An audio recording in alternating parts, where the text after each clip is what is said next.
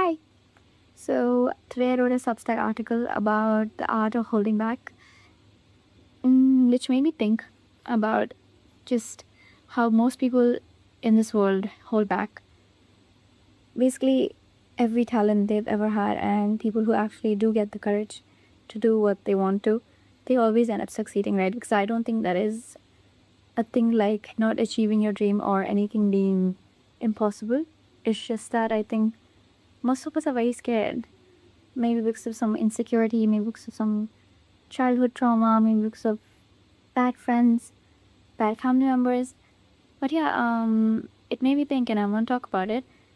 So the earliest memory I have as a child is actually not playing, being loud. No, it was of me hiding in cupboards, me hiding in rooms, me just dimming my light ever since I was a kid, just so people don't throw attention at me.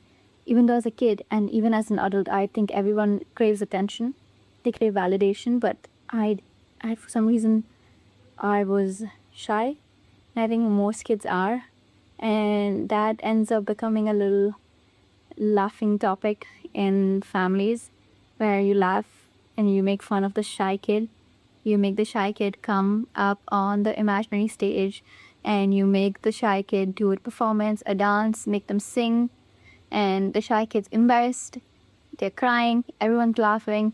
I feel like it's something that happens in every family, and I think there's something deeper. The child on the stage, on the imagining stage, is partly broken at an age that they shouldn't be broken at. Um, but I think it comes from, I think, genetics. I have nothing to back that up, but because where is a child getting insecurities from? Maybe that is a place, but I don't know. I have had this fear, and I think a lot of people do, where we want to try, we want to do things, but we never end up doing it because of the fear of being seen, the fear of looking like we care, looking like we're trying, and that's a bad thing. And I would know because my whole life I had curated a personality that seems very nonchalant, seems like she doesn't care, she's very chill, but I don't think that's a human trait. I think all nonchalant people actually are people that care too much. And they're just really afraid that people find out that they care too much. So we end up hiding it, we end up putting it somewhere in our closet where nobody can tell. And when they're alone or when they're with people that they trust, suddenly they unleash it and people actually see that they care and they care a little too much. But yeah, I think nonchalantness is not real. I think it's something that's made up because everybody cares and we care too deeply. And I remember wanting to go into drama clubs, but I never did because I was like, maybe I'm uncool because I want to try, I want to audition. Maybe I'm uncool because I want to learn this new skill. Maybe I should just sit and do nothing. When I was in high school, I was a serial PE ditcher. Every PE class I would leave. I would leave with my friends and we would just walk around, laugh. But here's the thing. I am a good athlete. I'm actually really good. So why then did I decide to just sit and do nothing? Or every time I would do like play any sport at school, right? Or anytime I was actually forced into playing a sport in school, I would act very uninterested. I would act dumb, something I do a lot. I would act really dumb or act like I didn't know what's happening, and I would act like, oh no, not the ball. Even though I was good at it and I like sports, so what? It's really weird. And because of that, then I would be the last one, or the one of the last, actually not the last, but one of the last people to be like picked in the PE humiliation ritual, where it would be the two people and they pick one by one. I hate that. I think school should ban that. But yeah, and then I would just be like, you know what, now that they think I'm bad, I'm gonna stick with that because why not? And then I would just not try, and just become someone that I was not. And then because I'm already in too deep, I have to keep up this character where to the point where I'm questioning myself, where I'm thinking, do I really not like sports? Do I really not want to be in drama club? Do I really not want to learn all these arts? No, it's just that I'm lying to myself and I'm acting like it's fine. And it's not. So I think a lot of people do that. It's just so weird. Why do we do that? And then I also remember this one time at a marathon or race in school again, where my older brother and all his friends came to cheer for me, and I at pole position. No, I was running and I was first. And I saw them cheering. I was really happy. And for some reason, I slowed down. I stopped. I let everybody get ahead of me. And to this day, when I think about it, I get really mad because what was wrong with little me that I didn't think I deserved to win? Even though it was so close, I didn't think I deserved it. And I backed away and I let someone else win, and I didn't even come third. I came dead last. Why? All because I was insecure, or all because I thought I didn't deserve to win? It's something that I think, actually I didn't think that a lot of people feel, but since I put out my Substack article and so many people seem like they understand, it seems great. I don't know why, but I feel like a lot of people, we are all deeply insecure. A lot of my friends too. Deeply insecure to do many things, to be seen, to show our work, to show that we care. For some reason, I think it's come to a point in this day and age where trying just seems bad, where you shouldn't look like you try, you should look like you just have it effortlessly, which is not true. Nobody has it effortlessly. Everybody has to try, everybody has to take a step, and that takes effort, that takes being seen, that takes being called stupid, that takes being called dumb, people making fun of you, but that's what it takes. At least you tried, right?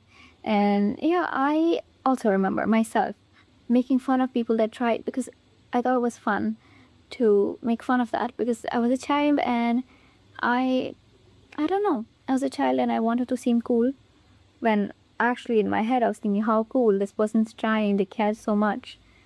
And I think somewhere along the lines we have lost the art of trying.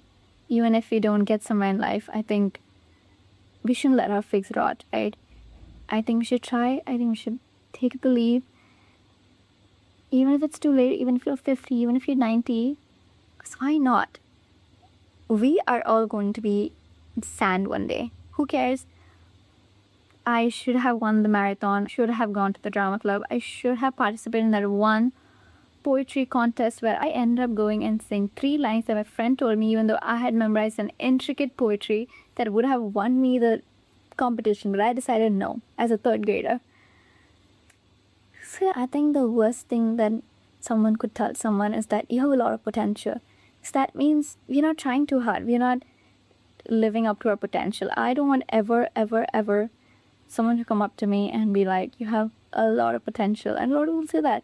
I don't want that. I don't want that. I don't want people to say that. I don't want people to say about anybody. I think we all should follow our passions, even if it's collecting books. If it's, I don't know, something weird like clay art. I love clay art. I actually made this. I made this one little frog and a little pond, a little thing in like 5th grade. I was so proud of it. I actually copied that from this clay book that my mom got me. I missed that book. If I could find it, I would be so happy. But yeah, what I think is strange is that discomfort coexists with desire, right? What you desire, you can only get if you're not comfortable, which is something a lot of people are not comfortable with. So you end up not getting what you desire. And I think that's really sad, because one day, what if you're 90 or 80, looking out your porch if you're rich enough, or your window, and then you think, I should have. And I don't want to be that. I don't want to stare out a window and say I should have. And I don't think anybody should. I think we all should try. Even if it means getting nowhere in life. Because at least you tried, right? Looking back at all these moments where I dulled my shine, it was not just one moment, right? It was not an exception. It was a pattern that I was building, that I think a lot of people are building. I think we all should break out of the pattern slowly but surely, doing one thing in a day that breaks our pattern, that makes us inch closer to what we desire and what we want to do, not because it's cool, not because of what people think, but because of how it brings you joy and it brings you happiness. It could be the lamest thing ever. It could be picking bananas out of a tree. Because why not? Because I think there is this thing where we are protecting ourselves, where we are not living up to our potential, or we are dimming our light, or we are in this friend group and we act like the most nonchalant, like, I don't care, we could go anywhere, or I don't care if I don't get invited, I don't care if, it's not true. It's not true. It's just that you don't want to seem too much. You don't want to take up space. But I think we all should take up our space. I think we all should try, even if it means we are trying too hard. But yeah, I think we should let go of the art of holding ourselves back. This is not the best form of art. There are many more styles of art that are much better than holding yourself back.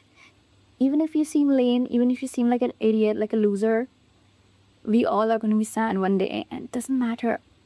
It really doesn't matter. I think we all should just go ahead and look stupid. Because why not? I think we all should go ahead and look stupid. And that's what makes life fun. And not taking things too seriously, just living day by day and just having fun. Because let's be honest, nobody wants a mediocre life. And maybe some people do. Not us. I know, not us.